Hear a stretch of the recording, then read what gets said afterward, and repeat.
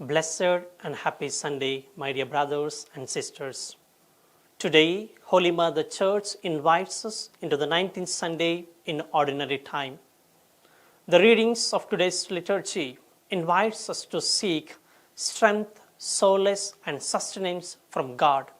The first reading, taken from the first book of Kings, presents before us the spiritual and physical hunger of Prophet Elijah.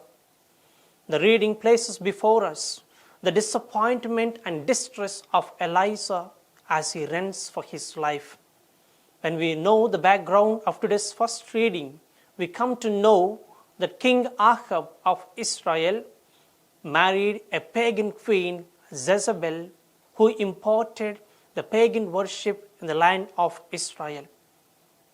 Prophet Elijah challenges the pagan worship in the land of Israel and confronts the worship of Baal and his prophets, and he kills them in a contest. By this, the queen becomes furious and wants to kill Prophet Elijah. Therefore, Prophet Elijah is running and fleeing away and trying to save his life. As he is fleeing, he is praying to God to take away his life. Prophet is in the moment of depression and frustration, and he seems to give up his life, his call, and his work.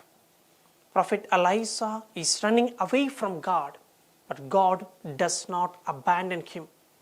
God goes in search of Elijah, and he gives him food in order to nourish him and in order to save his life. My dear friends in Jesus Christ, Elijah, having received the food from God, renews his life, revives his spirit, recharges himself, and reaches the mountain of God. The food that he received gives life to his body and to his spirit. Therefore, he is able to reach his destination. Dear friends in Jesus Christ, here God shows his love, his compassion, his concern for his people.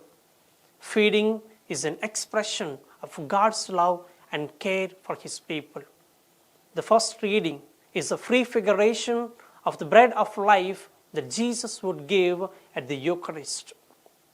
The second reading, taken from the letter of St. Paul to the Ephesians, St. Paul encourages the community to live as a holy and humble disciples, people who live and guided by the virtues of compassion and forgiveness.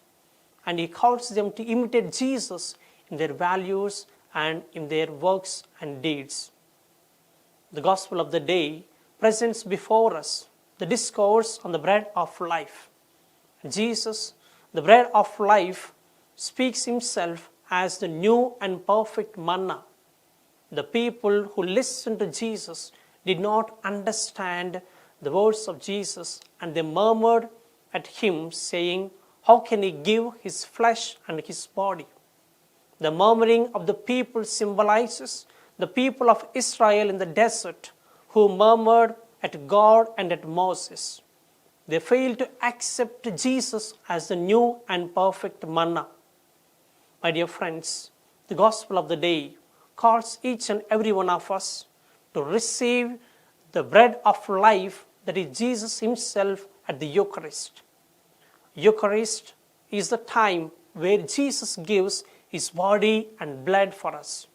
And it is in the Eucharist that Jesus nourishes us spiritually, physically, and he gives us his food and his life. Eucharist is a time where we find strength and rest for our bodies and our souls.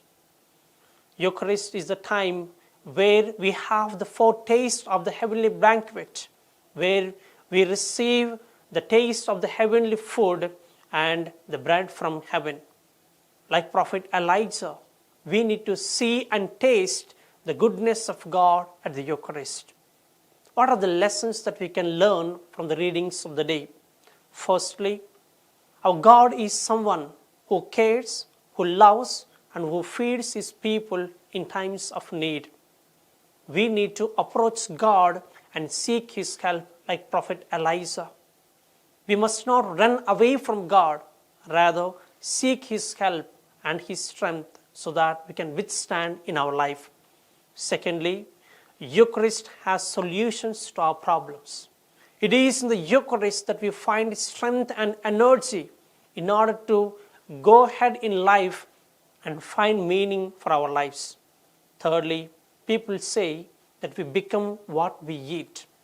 Every day at the Eucharist, we eat the body and blood of Christ. Receiving of the body and blood of Christ must transform us and must make us like Christ. And we must imitate Jesus by our words, deeds, and actions. So, my dear friends in Jesus Christ, let us nourish ourselves daily at the Eucharist so that we become worthy disciples of Jesus and imitate His life by our lives. Live Jesus.